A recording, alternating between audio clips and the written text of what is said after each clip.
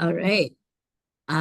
So I see that some people are still joining, and I want to thank everyone for coming and joining for this new meeting that we're having for Seniors Day, to actually get a chance to talk about some issues that I've heard a lot of people talk about, which is seniors fraud and about the concerns about different kinds of scams and how you can protect yourself. And we're very, very lucky today because we have a bunch of experts who are going to be able to help us to get that information and to better equip ourselves and our loved ones to protect ourselves and our loved ones from these kinds of scams. So I'll quickly tell you who we're going to be hearing from. And then we'll be moving through everyone and hearing from some panelists about some really important information. So we're going to be hearing from Detective David Coffey from the Financial Crimes Unit. There will also be Benedict Chaufflin, Executive Director for the Canadian Network for the Prevention of Elder Abuse. Navrayan Rideout, the Director of Strategic Partnerships from the Elder Abuse Prevention Ontario.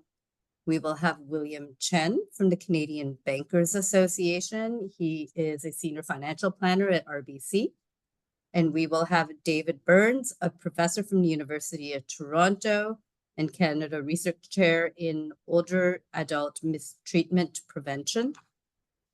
I just want to highlight, I feel like this issue is so important because I hear stories all the time from people who come to me and talk about how they have been scammed or they've heard someone from their families, and it's nothing that people should feel embarrassed about because it happens. And I'm sure that you're going to be hearing the people who do this are professionals and they know what they're doing.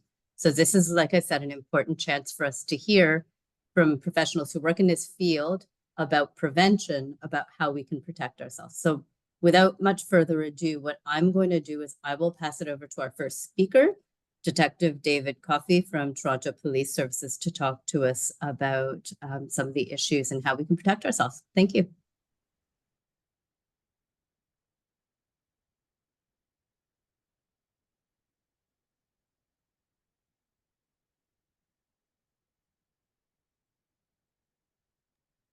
I'm going to need you to unmute yourself, though.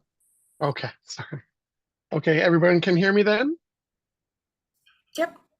Okay. Thank you very much, first of all, for having me, Member of Parliament de Brusen. It's my honor and my privilege.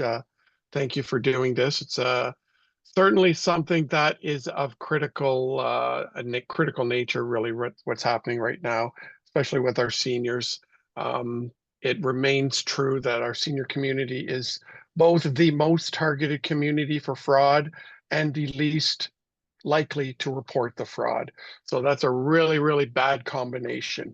And it's the primary reason why they are targeted, as well as the other perception is that the senior community, to fraudsters anyway, have lots of money because they've paid off their house. They're getting a nice fat pension. These kinds of things make them prime targets for fraudsters and scammers. And of course, that's not always true. Not all of our seniors are living lives of luxury with lots of money lying around.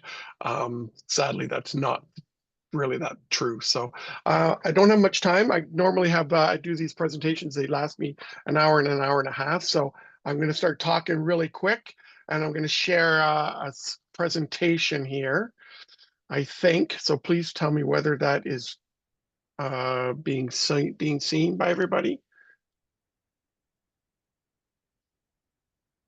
Or do I have Not to do yet. this? Okay, let me do this then.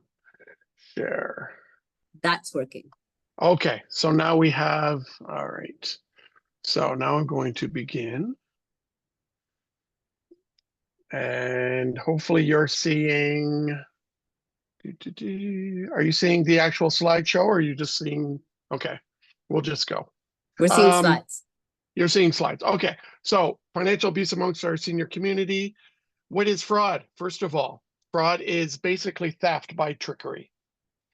That is it in a nutshell. Instead of a thief who's trying to steal your money out of your pocket, they want you to reach into your pocket and hand your money over. So with that comes a lot of shame and embarrassment.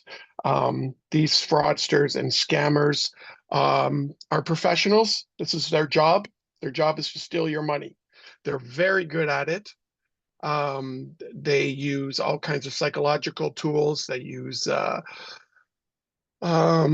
technology. They use everything to try to steal your money. So the next video, I'm going to play this video because this really says it all in a nutshell. It's a short, quick video that we do at Toronto Police Service. So hopefully this is going to work. Is there any audio? David, you have to share your sound. Just have to go Okay. to the 3 dots at the bottom and that'll say share your sound on the computer. 3 dots at the Just on the bottom. very bottom of the control panel. Okay.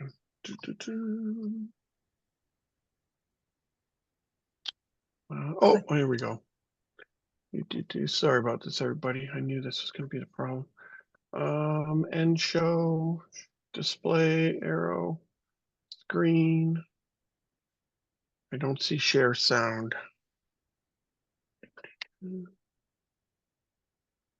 Oh, maybe we go back first.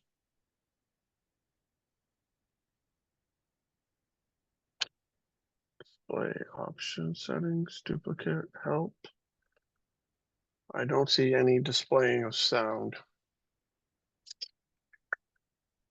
Maybe you can do a voiceover for it. Yeah. Okay. We'll go back here. So, okay, there, it's captioned. So I'm Dave Coffey, the Toronto Police Financial Crimes Unit.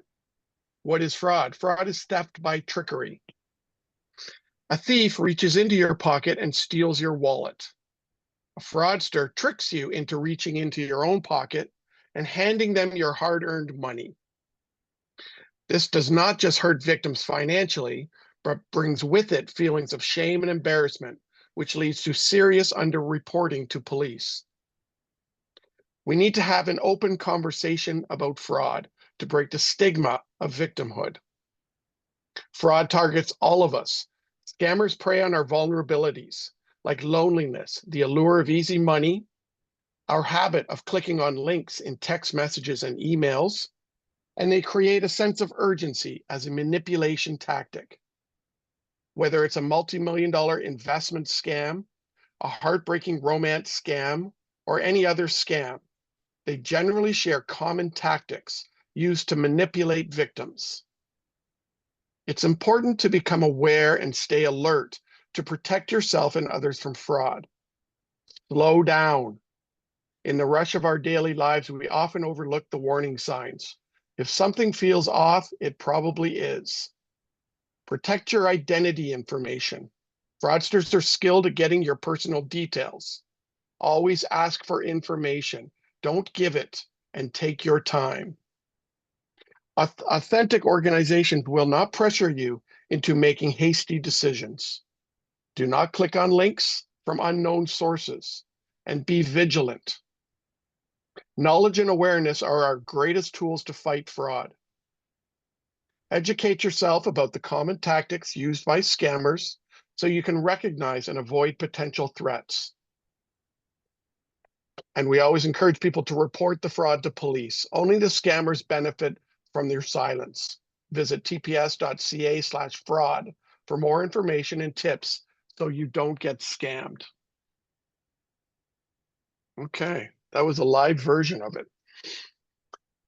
Right here we have just different articles and stuff, and these are different things. These are people we've arrested, and they're all frauds that are targeting seniors, lottery scams, renovation scams, home marketplace scams, mortgage scams, rental scams. Seniors are particularly vulnerable to all of these, and you see some of them that are actually targeting seniors. It really is an emergency situation right now in terms of fraud in Canada. The numbers scream this out. So I'm not going to go over the whole thing, but in 2020, Canadian Anti-Fraud Centre, which is our national agency, which keeps statistics for fraud. In 2020, there was $165 million in reported losses. In 2023, 3 short years later, of course, we'd had COVID by then, there was 569 million. So in 3 years, frauds went up $400 million. I can tell you as well that Toronto Police, we now maintain our own statistics. And those statistics, as of yesterday, for 2024, we've had $280 million in fraud. And this is in addition to the Canadian anti-fraud numbers. So we're basically on pace for the two combined of $1 billion in damages this year. That's just to show the scope of it. These are the main frauds that are targeting everybody. On the left is the numbers, the quantity. So credit card, peer-to-peer marketplace, account takeover, identity theft, confidence. On the right is the ones that are really the big dollar ones, investment scams, crypto. And when I say crypto, really all cyber crimes. So crimes that go through your computer and your cell phones. 90% of them involve cryptocurrency. It's really the currency used by criminals. Account takeovers, that's identity theft. That's when we lose our identity. I always say fraudsters want one of two things when they call us or when they send messages. They want our money or they want our information. The money, they get the immediate hit of the money. Our information it could be used an infinite number of ways, and it can be down the road. We may not even know how we've lost the money. And your identity can be used also to create fake accounts and that are used to launder other people's money that's been stolen from them. This is just, it's estimated that 43% of Canadians have been victimized. That victimized, when we say victimized, we mean they've actually lost money. So 43%, almost half the population. So those slides I like to put out just to scream the emergency situation that fraud is. A lot needs to be done by our governments, by our courts, by our police, by our financial institutions in the fight against fraud. So our senior citizens, why are you being targeted? Because they often have access to money, or at least they're thought to be, they're perceived to be. Life savings, pensions, homes are mortgage free.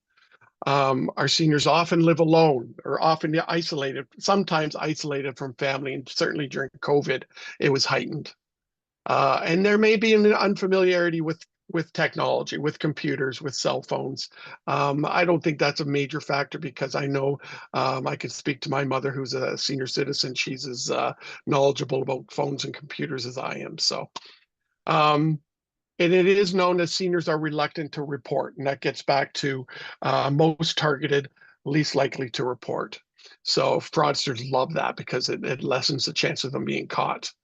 And when we talk about the grandparent scam, which is a scam particularly targeted against seniors, it's really their compassion, it's their love of family that is being targeted. That's the vulnerability. Our seniors are getting phone calls from people purporting to be their loved ones. They're being fooled into thinking it's a grandson or a granddaughter who's gotten into some trouble, maybe in jail, and they are told to go to the bank immediately and withdraw money to get them out of jail. And the vulnerability there is, like I said, it's their love of family, it's their compassion. I think that's the biggest vulnerability for seniors. And, it's not even something I want to change. It's just something that it's really, really sad that it's being targeted. And also we have sometimes with seniors, we do have cognitive impairment. We do have maybe the onset of dementia or some other illness.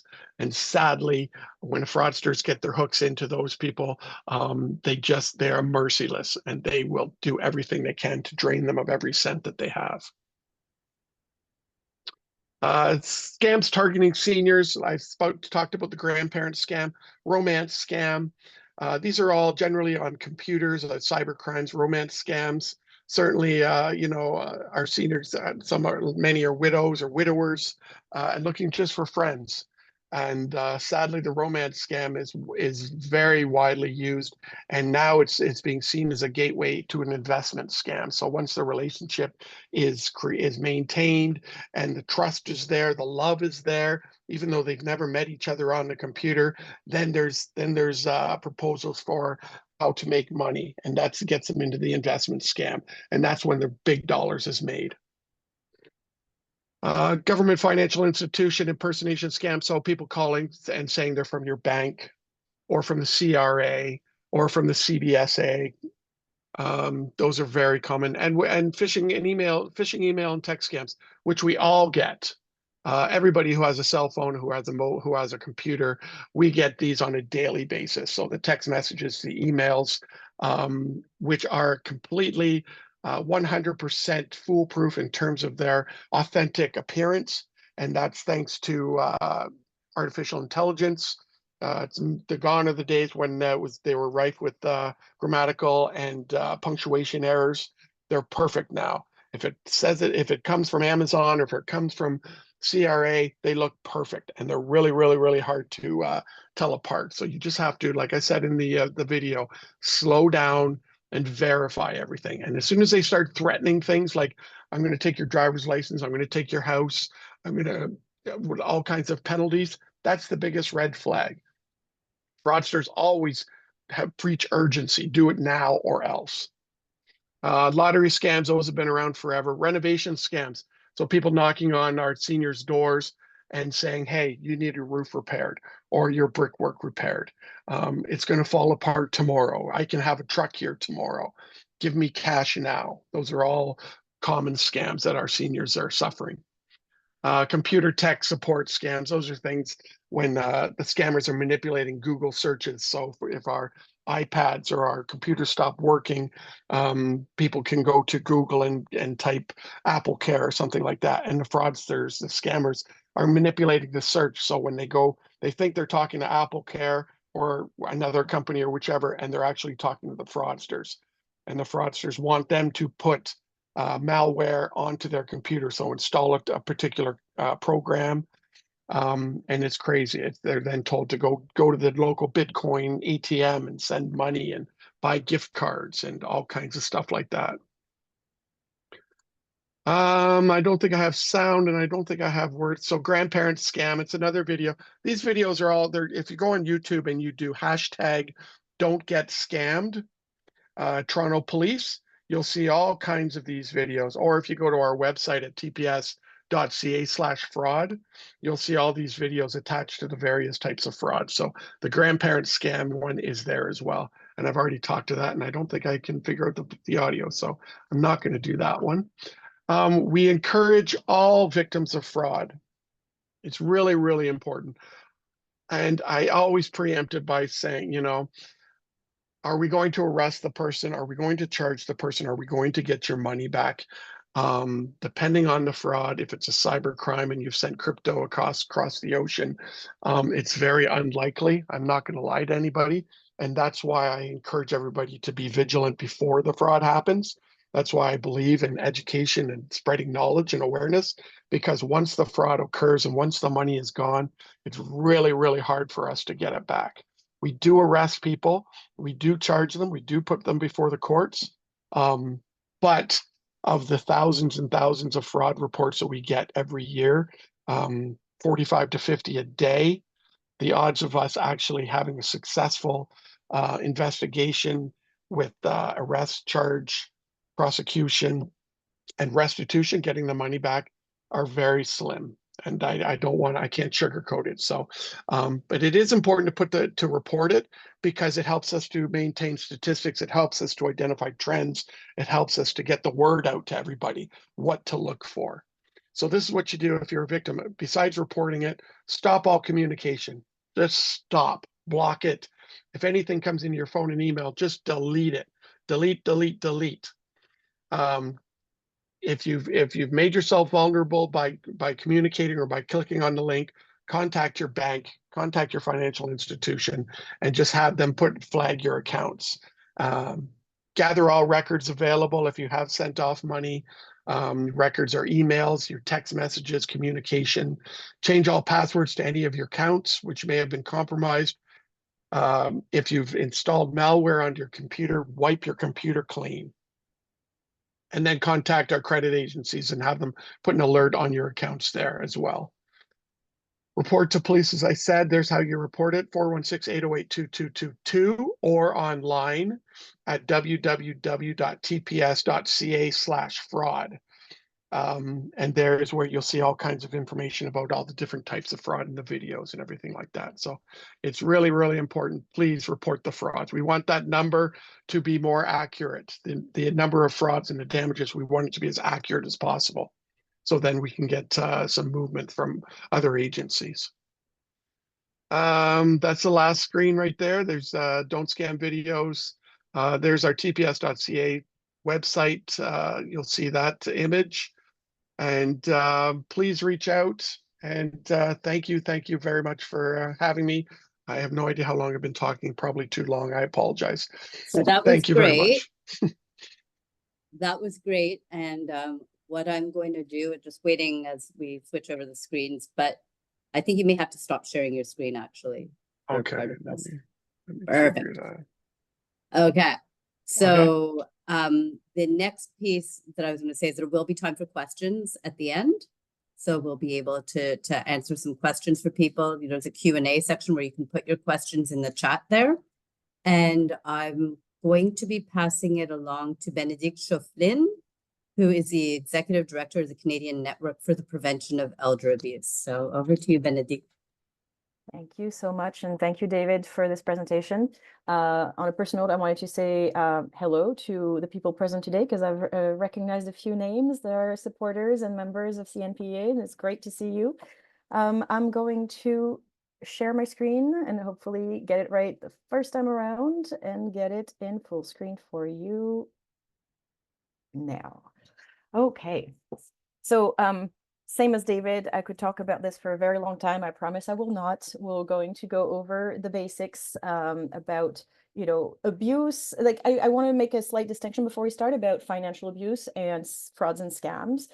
But knowing that a lot of the things I'm going to say when it comes to prevention and to reacting actually apply for both. And we're going to talk, as I said, about, you know, recognizing the signs. What are the impacts of the financial abuse or scams that somebody may experience? What to do if you have concerns, and where to find additional help. Briefly, if you don't know about CNPA, we're the Canadian Network for the Prevention of Elder Abuse, which means we're a pan-Canadian network, the only one that exists that is entirely dedicated to elder abuse prevention and neglect prevention. And I will throw ageism in the mix as well, because it's a very important element when talking about elder abuse. And our work is really to build awareness, support, and capacity to have a better coordinated Canadian approach to the prevention of elder abuse. So we do a lot of work of public education and awareness. We collaborate with organizations across sectors and across the country, and we work on program and policy development related to the issue. So first of all, and I think this is something that maybe David Burns will touch on as well a little bit later on, but generally speaking, when we talk about elder abuse, what do we talk about? We're saying the definition that is most commonly used is a single or repeated act or lack of appropriate action occurring within a relationship where there is an expectation of trust, which causes harm or distress to an older person. And it is an issue that is quite widespread, but very underreported. As David mentioned earlier, it is there's a lot of stigma attached to this, and a lot of people feel uncomfortable coming forward for a variety of reasons, but mostly because they're ashamed, they're afraid that they're going to incur changes in their own lives or the lives of the people who are harming them, who often are people that they know. In terms of prevalence, the most recent numbers estimate about 1 in 10 older Canadians experience some form of mistreatment each year. So not just financial, of course, physical, emotional, sexual, but it is likely that the numbers are actually even higher than this.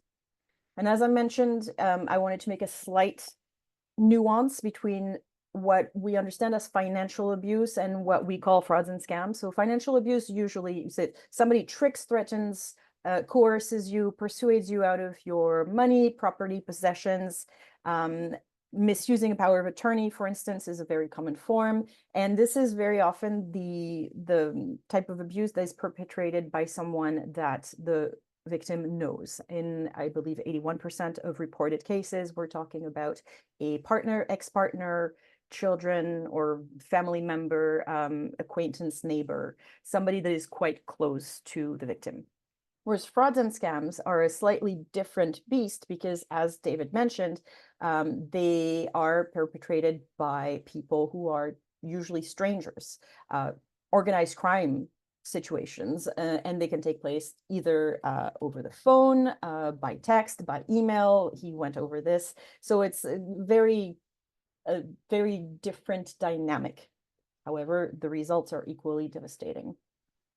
So I guess the first question that people ask always is, okay, well, I know things are happening and I know there's danger everywhere, or it feels that way, but what can I do to protect myself? And the things that you see on my screen right now, I would say, are key factors that can help prevent and protect you from abuse. And they sound simple, but they're really truly what works best. So be connected, stay involved, have links to your community, be active, reach out to others, stay physically active, protect your right to make your own decisions. And I would kind of file that next to challenge ageist attitudes. You know, some people sometimes assume that as you get older, you lose your voice and you lose your right to speak up, or maybe you need decisions made for yourself, which is not the case. As long as you're mentally capable, you have the right to make your own decision, and you should defend that right and stand up for your rights. And of course, the one that I want to really insist on is get support and ask for help, which can be really daunting because nobody wants to admit that something has happened to them and that maybe they fell for a scam. But it is important, and it is the only way to start working your way towards rebuilding. And of course, when it comes to either financial abuse or frauds and scams, it's important to pay attention to your finances. So have a good knowledge of what's in your account, what your passwords are, be involved, be aware of what's happening with your money and your belongings. Always keep an eye on things. If we get a bit more into details, when it comes to preventing financial abuse, I would say things like having a trusted contact person for your banking and your investments, using a monitor if you have an enduring power of attorney, discussing your financial planning and your plans for future care with your attorneys in advance. All these things are little safeguards you can plant along the way to make sure that you are safe and you can stay safe. When it comes to scams and frauds, as we heard, it's a little bit different because it might hit you at any point of the day via text that looks completely legitimate. And, you know, it can be a little bit more difficult to spot it. They're getting better these days. So I would say, you know, as to kind of back up David, personal digital hygiene. So that means, you know, having strong passwords, knowing what they are, changing them regularly, exercising second thought, because a lot of the cases where people fall for scams and frauds is because they fall for that sort of immediacy, urgency. They don't stop for that extra second to think about it. And sometimes that's all it takes to revisit, you know, think about what you heard and think, that's not right. This does not make sense. So exercise critical thinking and second thought. And if you're in doubt, if you're not so sure, just don't make any decision on the spot and check with experts. So whether it is directly calling your bank using the number that you always call, or checking with people like the people present here today, and also checking with the people around you, what we call your circle of supporters, you know, people that you trust, and maybe, you know, flagging this for them and saying, I received this thing, or I was told this thing. What do you think? Sometimes all you need is a second pair of eyes. Briefly, I will insist on this. I don't want to be too repetitive, but I think it's important to keep that in mind when you're faced with any form of email or text or any situation that might potentially be a fraud or a scam. The type might change, the scenario might change, but the key pressure techniques are always the same. So one, there's a sense of urgency, right? It's pressure or it's threat. So it might be a medical urgency. It might be you're talking to supposedly a CRA officer and they're putting pressure on you that if you don't do this, they're going to come and get you and throw you in jail. or it's a time-sensitive offer. It's something that's good, but you can't wait. So sense of urgency, red flag number 1. Red flag number 2, that's where it's a bit different, but they prey on your optimism. So it might be there's a promise of a windfall, whether it is an inheritance or a prize or a job, but you can only access it if you first pay money. So that is your second red flag. If you have to pay money, to give your money to supposedly get more money, that's a scam. And third, emotional manipulation. And that is something that can take many forms. It can be more of the brutal kind of bullying, or it can be exploiting your politeness, somebody who's going to kind of needle you and insist, knowing that you don't feel comfortable saying no. Or in the case of romance scams, which are on the rise, somebody who is building what feels like a relationship, building bonds with you and trying to exploit your feelings for them and saying that they have feelings for you. So these are the 3 things, the 3 red flags that you should always look out for. Always take that step back and ask yourself, are these 3 things present? Or even 2 out of 3. That's all you need to know. In terms of safety tips, there are very specific safety tips that, David has mentioned some. Rayanne, I'm sure we'll talk about other ones. I would say, again, big picture, here are the 4 ones that I would always recommend. Number 1, be skeptical. If it sounds too good to be true, it probably is. So always stop, trust your gut, and go double check the information. If maybe you have a doubt, go check the information from another source and consult a source that you trust. 2, protect your personal information. So as I said, and as anyone will tell you, anything that comes from an unknown sender, anything that is a sort of cryptic email with an attachment that is not clearly identified, don't open, don't click, don't download. And also, I'll add this because more and more of us are on social media fairly constantly. Be cautious about what you put on social media and how much you share on social media, because that information is easily harvested and used against you to build scenarios that sound close to your life or very much related to your life and to, say, your family members. 3, and that's the one that I think sometimes is hard for people to, especially in Canada, we have a great reputation for being a polite country. It's okay to be rude. It's okay to be blunt. No is a full sentence. You don't need to give reasons. You don't need to say anything. Saying no protects you and other people. Just hang up the phone, delete the email. You're not going to hurt anyone's feelings. They're not, they're sitting, hoping, wishing. They're not trying to well, they might be trying to make their bottom line, but it's okay to just hang up and move on. And it's something that can be very difficult to do. Advocating for oneself and standing your ground, particularly not to overgeneralize, but in older generations, I think I've heard many times from people, we were raised differently. I was raised not to cause a fuss, particularly women. Older women have many times said to me, I was always told, just be polite. Don't say no. Don't make a fuss about anything. Just be easy. Be easygoing. Let it slide. So it's a very difficult swap to make, but it's an important one. And the 4th one, if something happened, act fast to report. Yes, the reporting may not solve all of the situation. And if you did lose some money, it might not bring the money back or all of the money back, but it is important because it can help other people further down the line. And whether it is the police or the Canadian Anti-Fraud Centre, they're doing a massive job of trying to track the trends, to track what types of scenarios are being put out there, where they're targeting. Sometimes it's kind of booming in one area, and the reporting helps them track that and keep other people safe. So then the question is, if you are a concerned person, anyone, you don't have to be over the age of 65. You don't have to work with older people, though if you do work with older people in any capacity, you absolutely should get informed about recognizing signs of abuse. Here are things that you can usually see as, again, red flags that something is wrong. So it can be that large sums of money have gone missing or unaccounted for. Personal belongings go missing in case of financial abuse by someone who is close to them. An unexpected sale of the person's home or changes made to their will at the last, out of the blue. Bank statements don't come to the house anymore.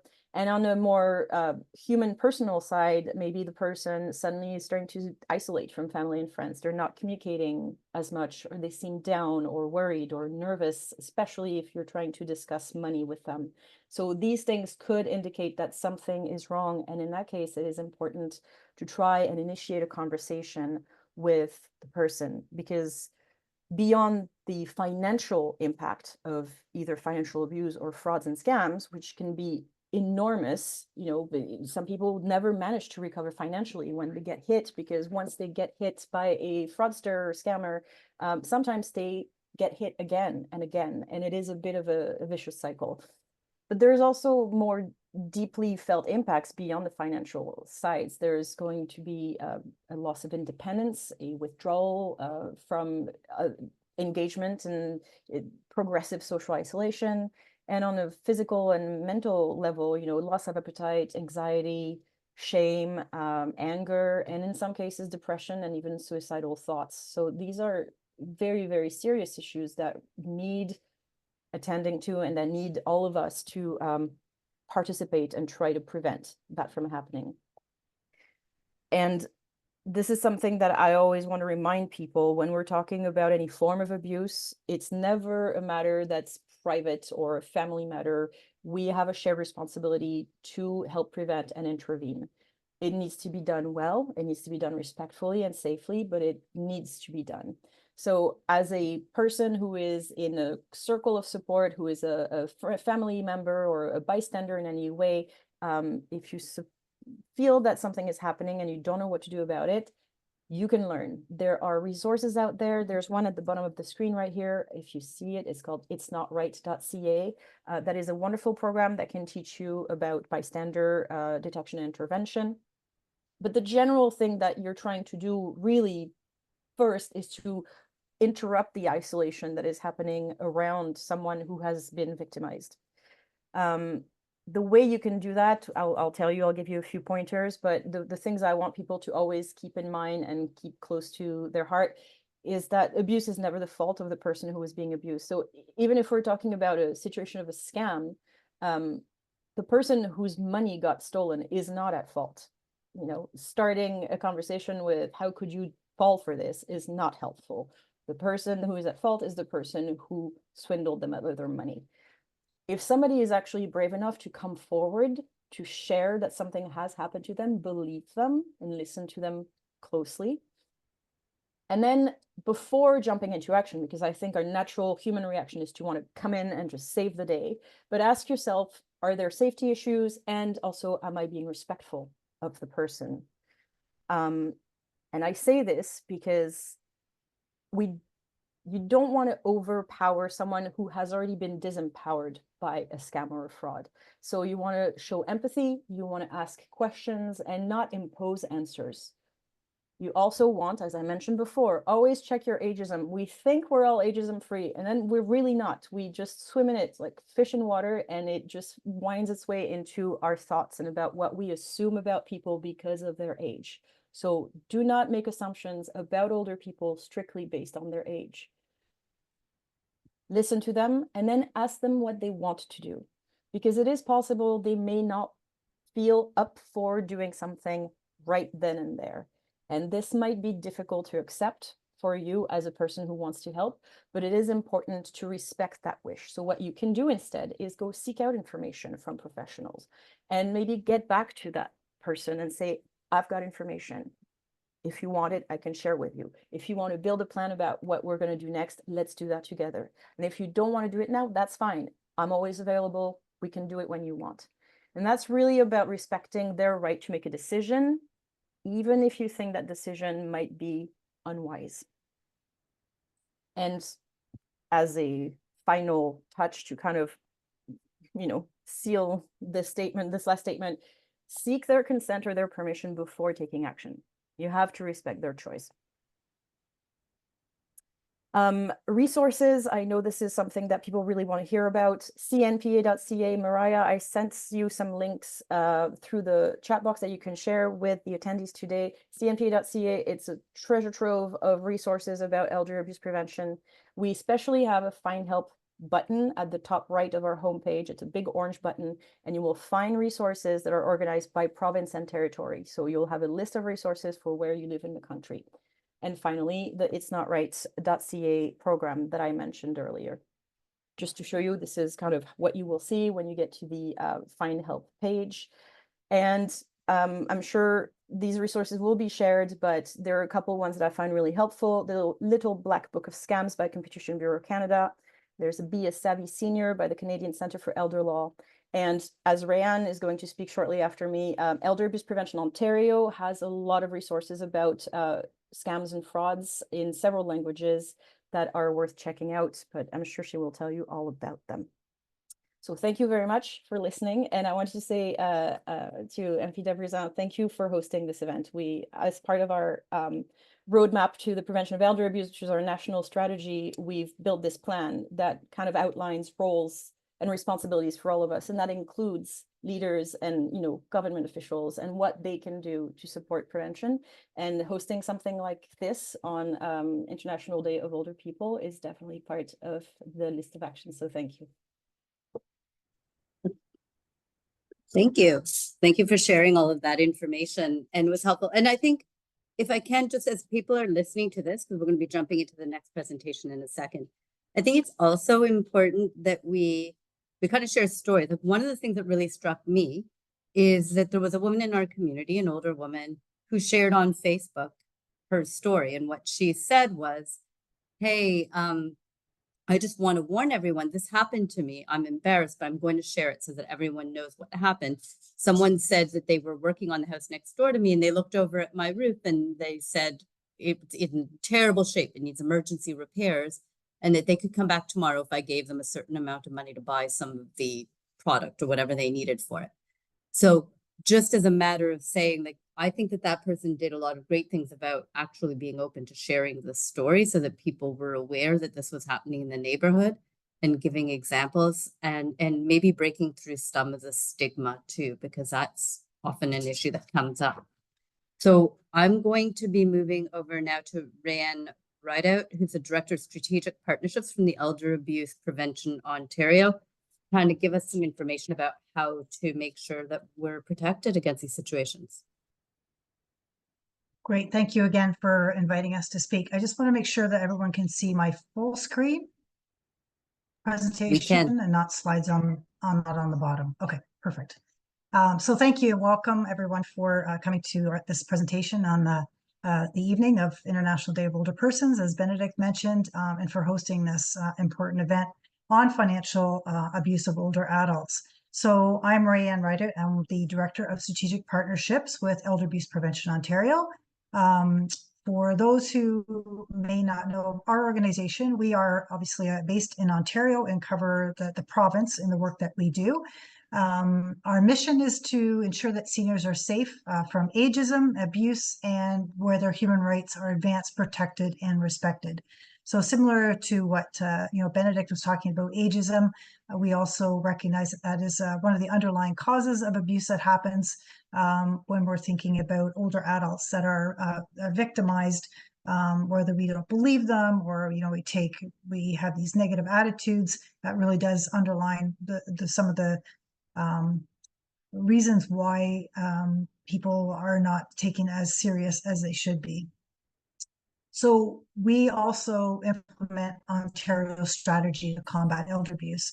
We had the privilege of implementing the strategy since 2003, and which is funded through the Ontario government under the Ministry for Seniors and Accessibility. And we strongly believe that everyone has a role to play, as Benedict mentioned in her presentation as well. So we really promote, dignity and respect for individuals across Ontario. Through that strategy, we have three main pillars of work that we work under. And the first one is public education and awareness. So having the privilege of being able to speak to you today to inform everyone about financial abuse and how to prevent it. We do a lot of educational webinars. We do training to frontline staff.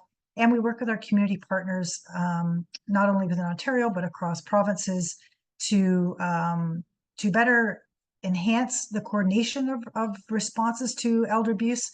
Within Ontario, there's not like one direct intervention organization that covers the whole province. So we have to work together within our communities to build partnerships and relationships across sectors and disciplines to ensure that seniors are given the support and services that they need when it comes to elder abuse. So as I mentioned, we do provide a number of information and resources, and I'll mention some of these later in the presentation. We are on social media.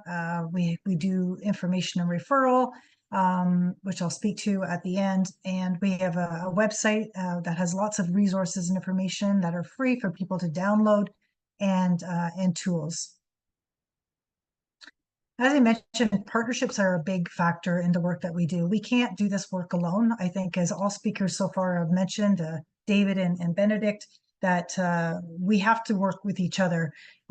Sometimes seniors won't report to maybe the law authorities or the Canadian Fraud Centre, but they may talk to an agency. And just to know that they can maybe link them up with counseling until they are ready to make that change to give them some support. So this is just a listing of some of the agencies that we do work with. So you can see from the list of organizations that we work with a number of partners across the province. So just going back to the financial abuse and scams, and Benedict did a good overview about the differences between the two. I think the bottom line is that it can happen to anyone, anywhere, at any time. And I think that's really important to know that, because sometimes people will say, oh, it's never going to happen to me. But in fact, we know that anybody can be vulnerable to the frauds and scams and financial abuse. I just wanted to reiterate too that when David was speaking around statistics, there was a recent report by TransUnion, and half of the population in Canada, Canadians, say that they've been targeted. So, and we know, that this is just going to get worse. So and it's great to have these forums to let people know what we can do to be proactive. And for older adults, the tactics, I know we talked a little bit about this, but the older adults are vulnerable. These scammers and individuals who are financially abusing older adults, whether that's family members, friends, they use tactics like deceit, coercion, intimidation, verbal or emotional abuse, maybe making promises like, I'll look after you for your lifelong care and, live with me. They start to isolate, as Benedict mentioned, but these tactics are so strong in the way that they deliver them. People are very intimidated, which makes it less likely for them to sometimes come forward to report these situations. Oops, sorry. So we all can support and report. We all have a role to play, and each one of us can either look out for ourselves or look out for others who may be in a situation that need help. So what can we do to help prevent people falling victims from financial abuse? So just getting more to the tactics of financial crimes, we can monitor credit reports. How many people reconcile their bank statements or credit card statements when they come in? Limit the number of credit cards that we have. Don't let credit cards go out of your sight, or carry extra credit cards in your wallets if you don't need them. Put them aside. We don't need birth certificates or SIN numbers or passports. If you don't need those on a daily basis, then leave those at home when we could access them.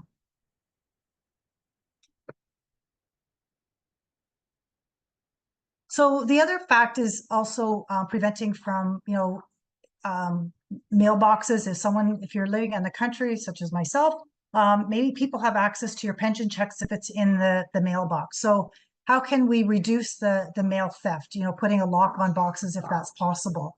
Watching subscriptions, discarding receipts, making sure that we're not putting those in the recycle bin, because if they have your account number on it, then people will do dumpster diving and find your credit card number, and they could go online and use that. So just be really careful in regards to that. The other The other thing is to not reveal personal information on social media, as Benedict indicated, not using that. Can you just excuse me for 1 minute? I just have a slight issue.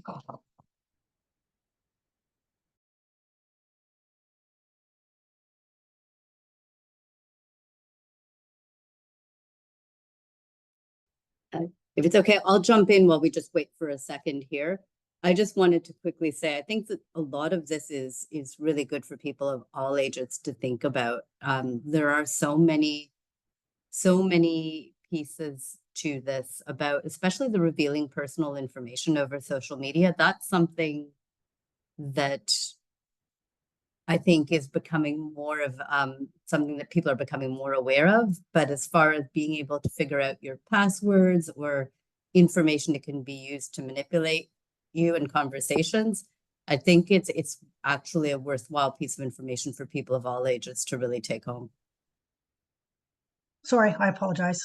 The other thing is to protect your personal information. I think Benedict alluded a little bit to this too. But our social insurance numbers, people ask for that, making sure that it is a legit request, bank cards and information, just not giving that out sort of just to anyone. And, if you're going to, if you didn't initiate a call and someone's asking for your personal information, then don't disclose it. Make sure that you know who you're speaking to provide that information. So these are this at the top, you can see this is the type of information that people are wanting, right? This is true identity theft. Once people get even some of this information, they can start running to town to start, using your name and address to open credit cards, etc. So really be careful what you post online and make available to individuals, and what you share on social media. It's nice to tell people that you're going on holidays, or that you've made new connections, that kind of thing. But if they know that your house is empty, or if they know that you're going on a trip, they may think, oh, well, they have money. So the people will do a lot of searching and start befriending you as well online. So just be cautious of all the online tips that you need to take care of, as well as strong passwords. You can see here that there's just a tips about how you can have strong passwords, unique. Don't write them down and keep it in your wallet, like your PIN code for your debit cards. So just being careful about what we're doing, making sure we're using online secure internet connections. There's a lot of places now that have public access to internet. You walk in and it says, you can have the free internet, but just be careful or cautious of what you're connecting to, because other people can, if those are open connections, sometimes people can access your link or your computer through the public connection. So again, just being aware of the online safety. I think I can't stress that enough, because everyone has shifted to technology. So it's really important, because we're seeing through websites, emails, and caller IDs, text messages that we're quick to click, as mentioned before. Everyone just wants that quick something's happened and you want to answer it right away. Just sort of take some time, think about it before you click those links. And do your fact checking, I think, is the other thing. If there's companies, call the companies to make sure that they're actually legit. Do your research to find out is this a legitimate company that's, coming by and offering me to pave my driveway, when in fact they're just, fly-by-night individuals that just kind of come into town and leave and take your money and do a shabby job. So really take protection, and making sure that you're not only protecting your self-interest, protecting your computer, anti-software, not giving people remote access, then that's where they get your passwords and again, take over. And then they, will threaten, if you don't pay money, then they'll delete all your data. So there's a lot of scammer tactics that they use as well. And, again, they intimidate, threaten, course.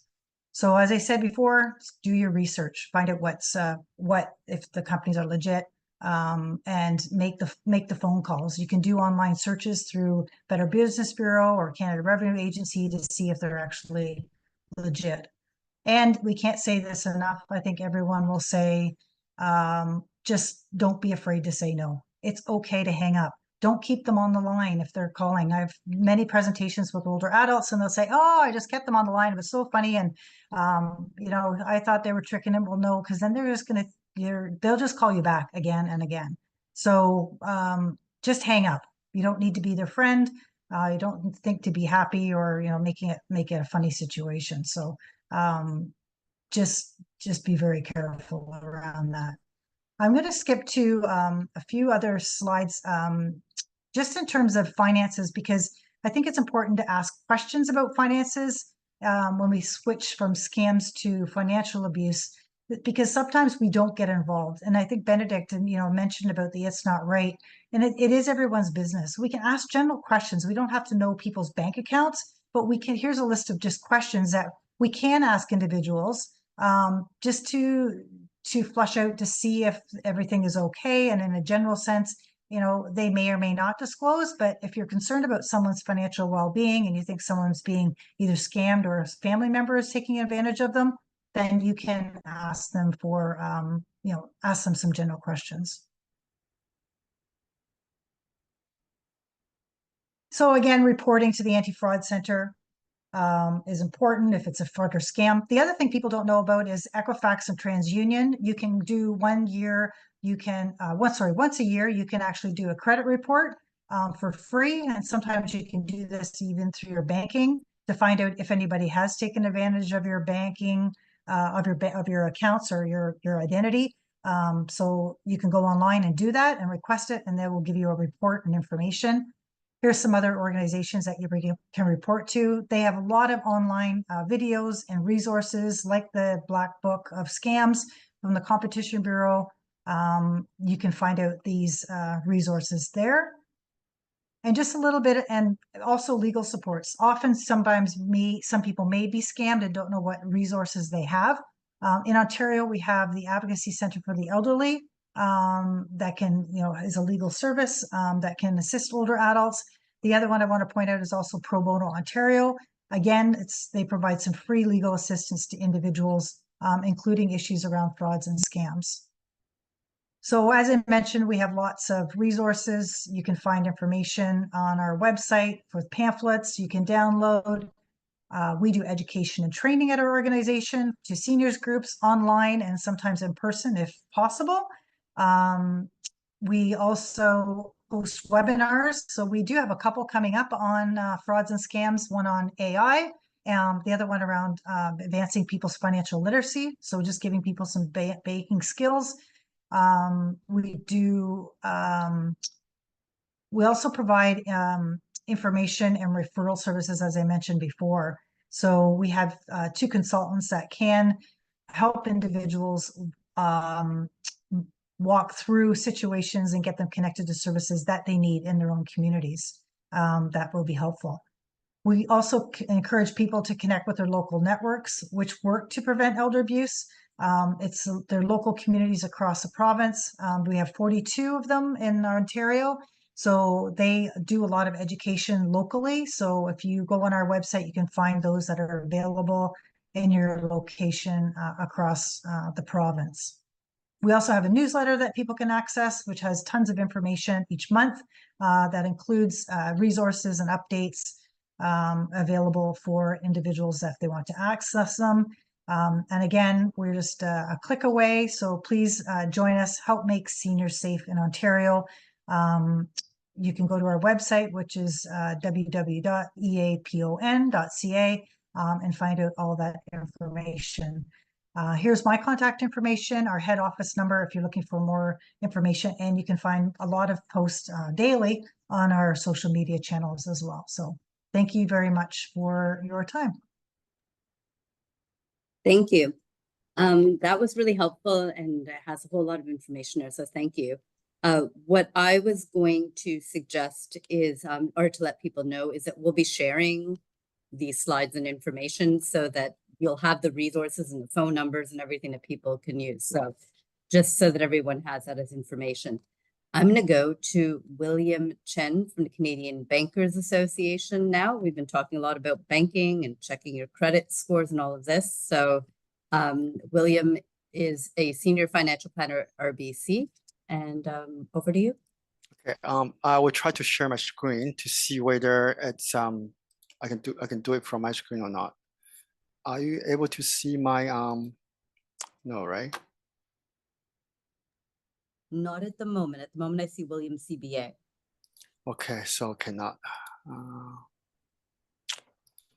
Okay, is that someone can help me to share the slide? Yep, I will pull that up now. Thank you.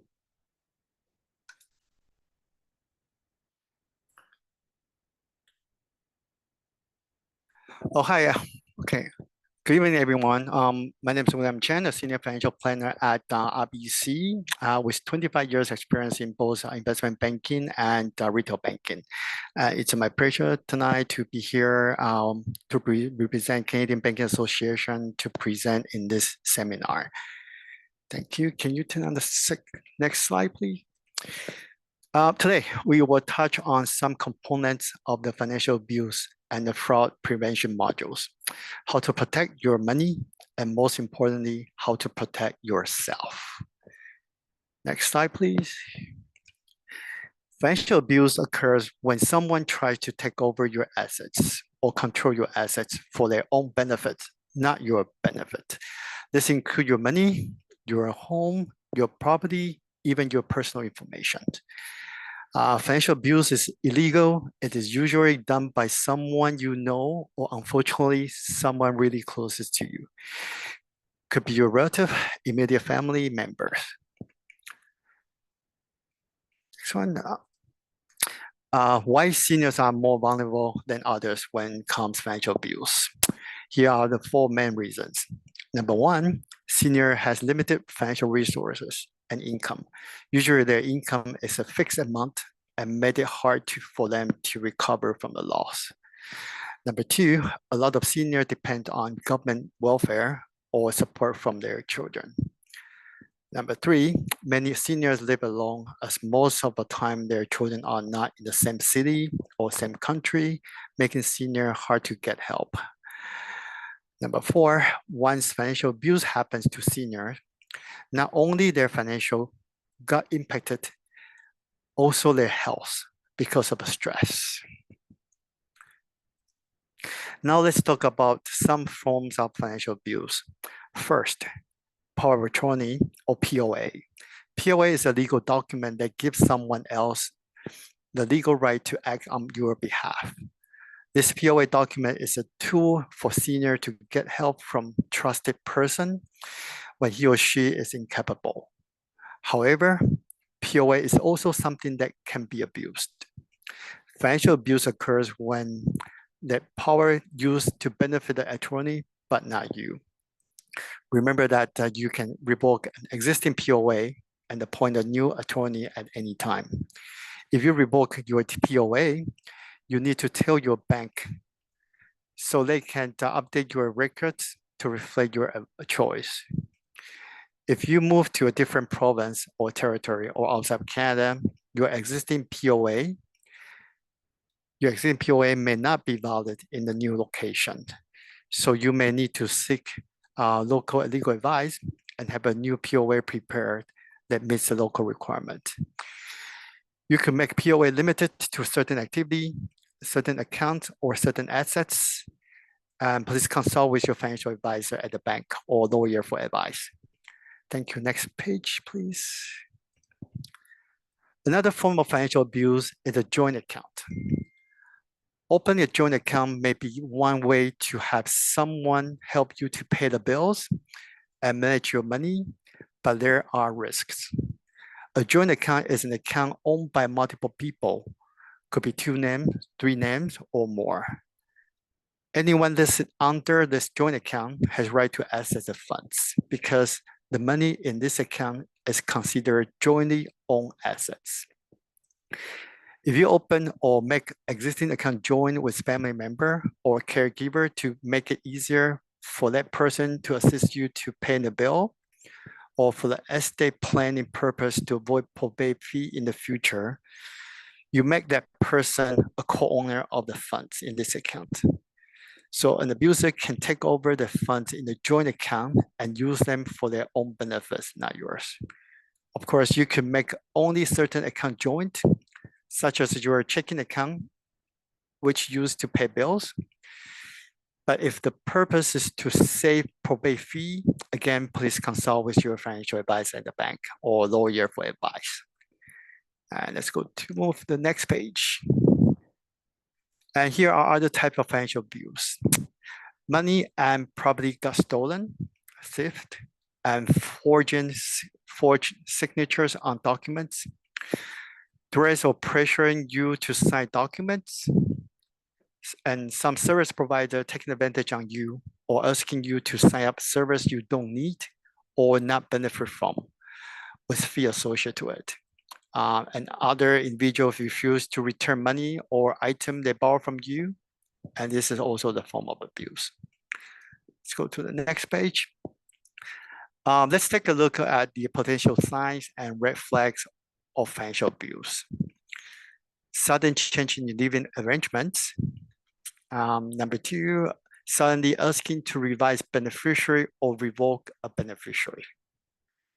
So number three, question or confused on account transaction or money being missing, because that if you go to look at your account history, there might be some unknown transaction or some money being missing. And lastly, fund items, assets are missing from your home, got stolen. Next one. And here are more types of potential signs of red flags of financial abuse. High repairing costs or unnecessary service or purchase. New joint account being created. Overdue bills, short of money either from account or cash at home because your POA did not help to pay the bills. And got asked or pressured to sign some document which individual does not understand or subscribe. Next one. Now let's look at the few fraud and scam that target older Canadians and how we could prevent them to happen. There are a lot of different scam, and we are talking about the first one. We're talking about the romance scam. The romance scam contribute the highest scam amount in 2020. A scammer targets an individual through a social networking or online dating site, then to build a romantic relationship over time. A lot of time, the scammer passionately and takes several months to cook. And once the scammer gains a victim trust, he or she will begin to ask for money. And sometimes the scammer claims to live in a faraway country and need money to travel to meet the victim in person. Or he or she will ask for the money for a medical or family emergency. This always create large sums of money are often involved. Before any action taken, please think multiple times. Are you really the lucky man, a lucky guy or lady? And please reach out to your family members or close friends for advice, or check with local police. Okay, the other form of scam, grandparents. I think David and other presenters already talked about this. If you have a grandchildren, then I'm sure that you love talking to them, but there's one call that you should avoid.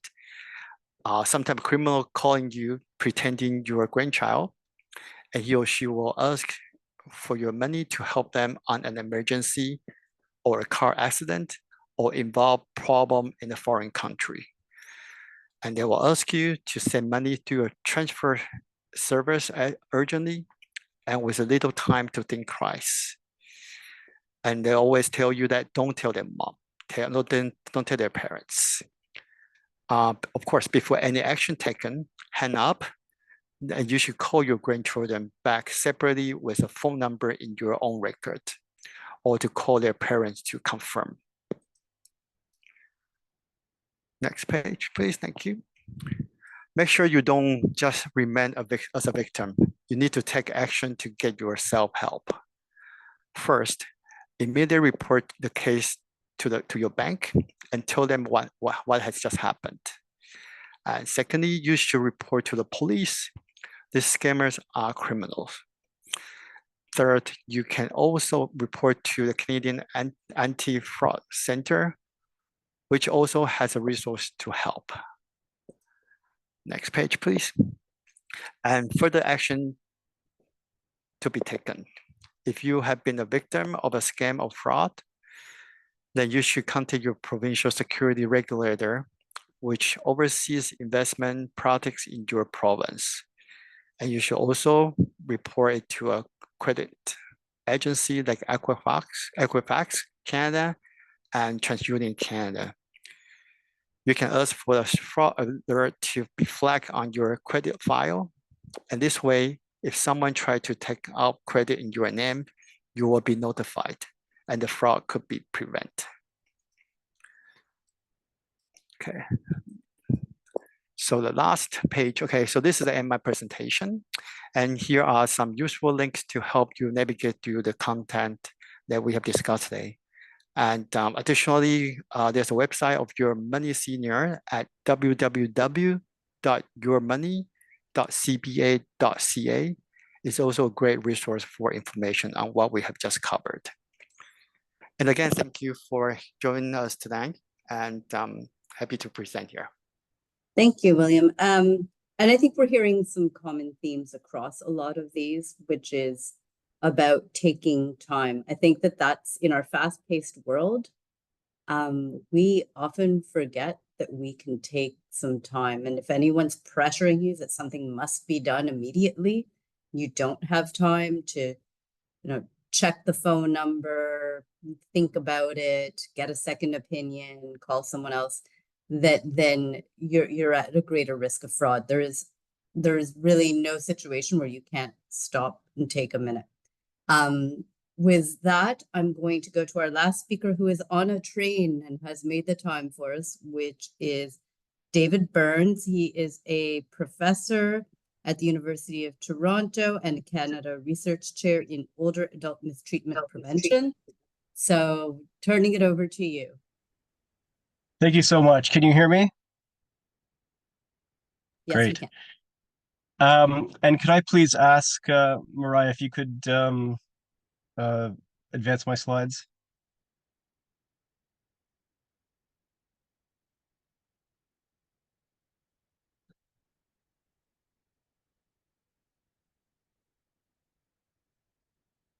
Wonderful, thank you. So look, thank you very much for the invitation to speak today. I would like to begin by thanking MP DeBruson for the invitation, and also my colleagues here who've done a great job of covering various aspects of financial abuse. I thought it would, we've heard a lot about the signs and kind of great prevention strategies, what to do, what not to do when you think you might be in the process of being victimized. And I want to tell you a little bit about a program that's currently being run across Ontario that responds to cases of elder abuse, and the work that we're doing to prevent and respond to cases of elder abuse. Next slide, please.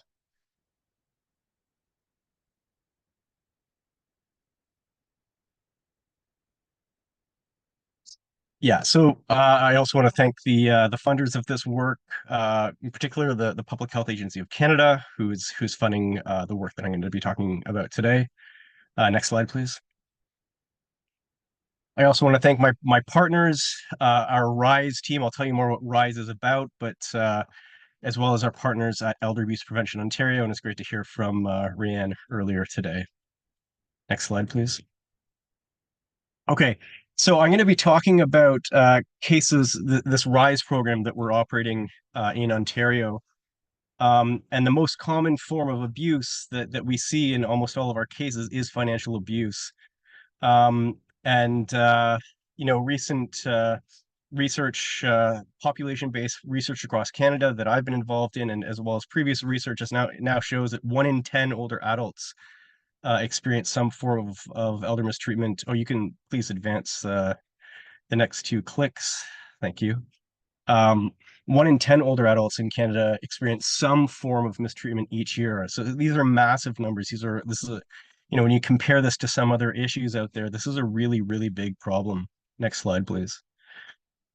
And so what does this mean for the issue of financial abuse? It means that without effective prevention and intervention strategies, the scope of this problem is just going to get bigger and bigger as the population of older adults also gets bigger and bigger. And so there really is a pressing need for prevention and response programs around this issue of financial abuse. Next slide, please. And so that's really where RISE comes in. It's so, here in Ontario and actually across much of Canada, we really don't have a system of like a coordinated system of response for elder mistreatment and financial abuse. When you think of other domains of family violence, there are often systems of response. But that's just not the case for elder abuse. And often when I'm doing presentations, I'll ask people, who would you call if you knew somebody, a neighbor, or a mother or a sibling, a grandparent who you were concerned about. And most people have no idea who they would call if they had concerns. And so we really need sort of a dedicated program that can respond to cases. And that's really RISE was developed to try to address that gap in the system. Next slide, please. So based on several years of work now, RISE is actually one of the first evidence-based programs worldwide that's dedicated to prevention and response. We now have evidence of feasibility, acceptability, and improvement on case outcomes. Next slide, please. We were actually just recently selected by the World Health Organization as one of 6 top elder abuse interventions around the world to undergo further testing as a part of the United Nations Decade of Healthy Aging and sort of to undergo scaling in different countries around the world. Next slide, please. And the US federal government just recently invested money into replicating RISE into 3 new states. We currently operate in the states of Maine, New Hampshire, and Montana. And now we're going to be going into 3 new states. But I'm very excited to talk to you about what we're doing here in Ontario, again, funded by the Public Health Agency of Canada. Next slide, please. So what do we do? So we work with older adults who are ages 60 or older who are either experiencing elder mistreatment or who are at risk of experiencing elder mistreatment. And so in this way, we do both prevention and response. Next slide, please. And so this is our model. We take a very holistic approach to responding to cases of elder abuse. So we work with the individual older adult and the individual alleged harmer. We work with them at the level of their relationship. We do a lot to bolster social supports around them, and then we work with the various systems that are involved in responding to cases. And we use very specific modalities in our model, like motivational interviewing, restorative justice approaches, again, enhancing social supports and empowering choice through supported decision-making and client-centered techniques. And, the idea is that if you're going to work with a case, you've got to be able to work with the various people involved, the individual victim, harmer, as well as the family surrounding them. And that's sort of the general approach that we take. Next slide, please. And so here in Ontario, there's a lot of great work being done by people in Ontario across the province. But what we found when we spoke to people is it's often being done sort of on the side of their desk. It's not, again, there isn't sort of a coordinated kind of system of response in the province, and there certainly isn't a dedicated sort of program that sort of just focuses only on this issue. Often it's individuals doing it as a part of some other job. And so we're really trying to create a more straightforward, coordinated system. Next slide, please. And so we've partnered with Elder Abuse Prevention Ontario, who's a great partner in this effort, and certainly has been at the lead of this for a long time now. And so Elder Abuse Prevention Ontario has these elder abuse networks across the province and does a tremendous job of doing public education and awareness and training. And so there is this network out there that is able to identify cases, but what's been missing is an actual intervention program that does the direct response work, and that's what happens with RISE. Next slide, please. And so what's happened is we've developed a very straightforward framework of a community-based response system. So Elder Abuse Prevention Ontario has a centralized telephone number where people from across the province can call in with concerns. This could be older adults themselves, family members, or service providers. And at this point, calls go through an initial consultation and screening process for eligibility, and then the eligible cases are then referred to RISE, and we undertake the direct response and prevention work. We do in-person visits, and we also do work over the telephone and virtual forms of support. Next slide, please. Because this is being funded by the Public Health Agency of Canada under the context of a research project, we are also evaluating. We've done evaluations of RISE in other, in the U.S. and so forth, but we're also currently doing an evaluation of RISE here in Ontario, specifically using a randomized control trial design. And I'm very excited to report, just in the last week or so, we've been doing analysis of this comparison, and we've found that, compared to cases that are only exposed to this, to sort of a base consultation, those cases that are exposed to both the consultation and RISE have significantly better outcomes on things like informational support, perceived stress, emotional support, social self-efficacy, and total life satisfaction. So we were really, really excited to sort of discover that this is working here in Ontario. Next slide, please. And so we initially actually started in Toronto, in the GTA. That was our catchment area, but we quickly learned through, for example, consultations with stakeholders in the province and just feedback that this really needed to be province-wide. And so we are gradually, you can see there are the list of locations across Ontario where we've worked with cases. And we're definitely looking forward to figuring out how to get even further north into the province. But we're as I say, we did start in the GTA and then have kind of pivoted towards more of a province-wide approach. And at this point, over 40% of our cases are now outside of the GTA. Next slide, please. We're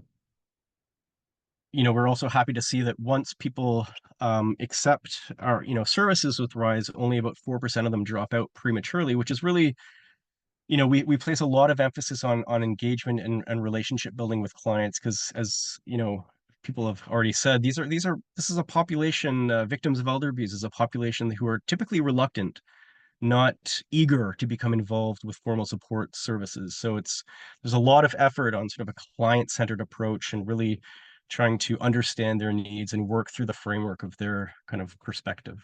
Next slide, please.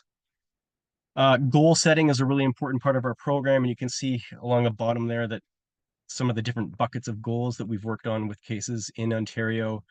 And so we do set very intentional goals with the clients. You can see that some of the goals are attached to the victim or survivor themselves or the harmer, as well as at the level of their relationship or their family. Next slide, please.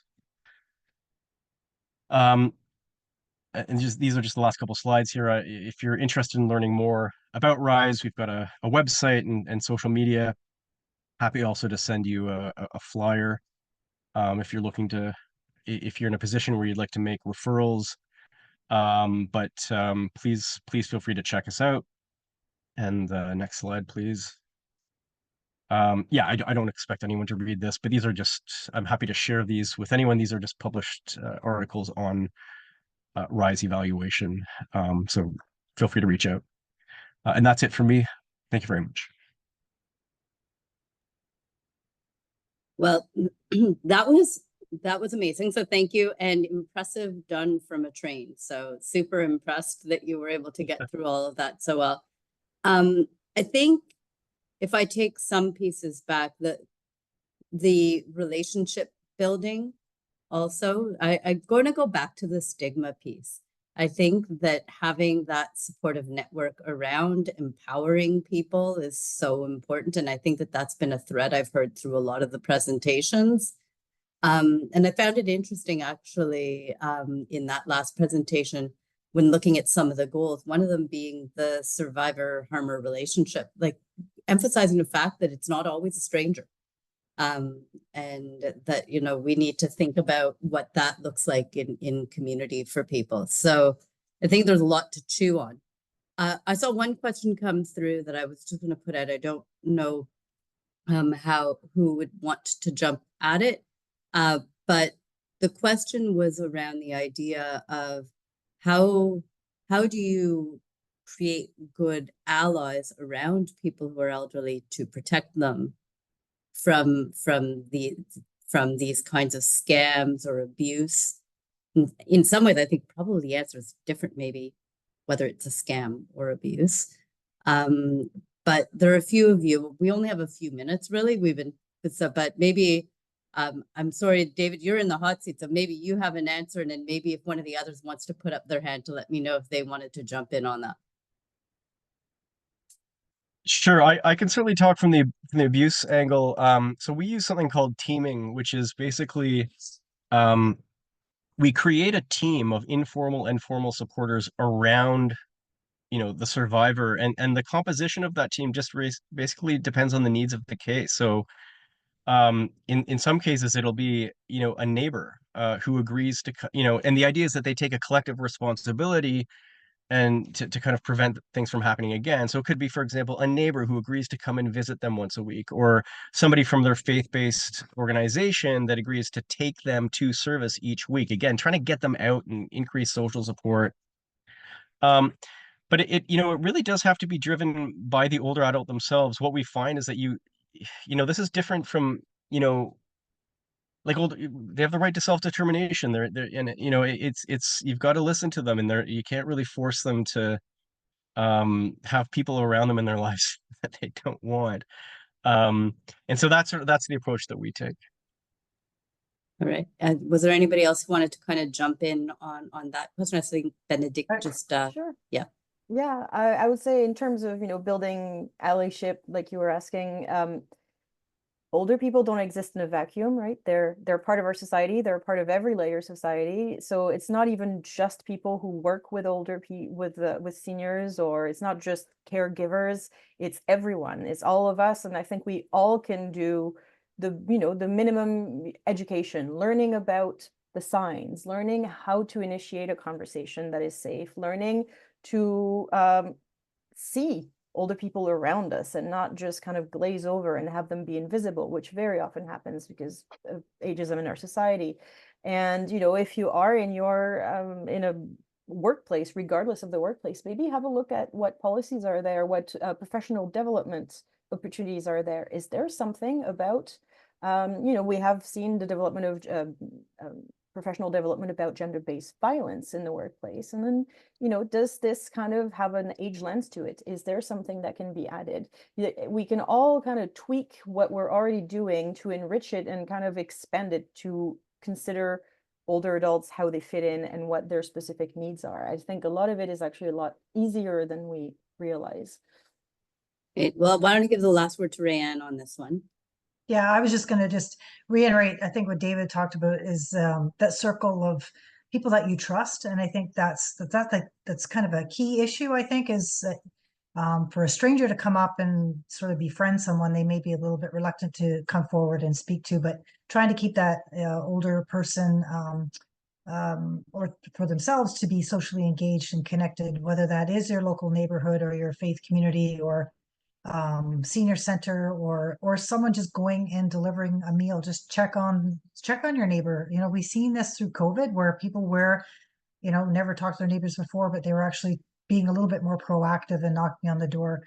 So they may be a little bit more eyes and ears to see what's going on. And if they see, you know, the son's coming in, there's arguments going on and they're leaving, and, you know, going in to check and ask some questions to make sure. But again, as, you know, David stressed, it is up to the individual to, you know, make that step if they want, but knowing that you're there, it may not be today or tomorrow, but knowing that your door is open for them to come forward, I think is the biggest help that is available, because when they are ready to come, they'll know that you're there to guide them along that journey when they choose to do so.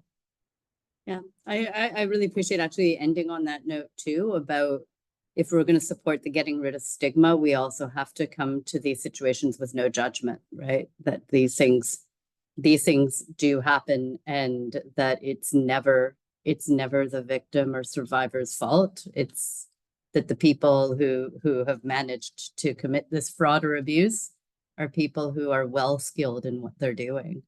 So I really want to take a moment to thank everyone who took time this evening to share this information. We're going to actually be sharing this webinar, and we're going to be sharing the materials. I know that some of our seniors buildings also share this information within them. So this is helpful as a bunch of resources.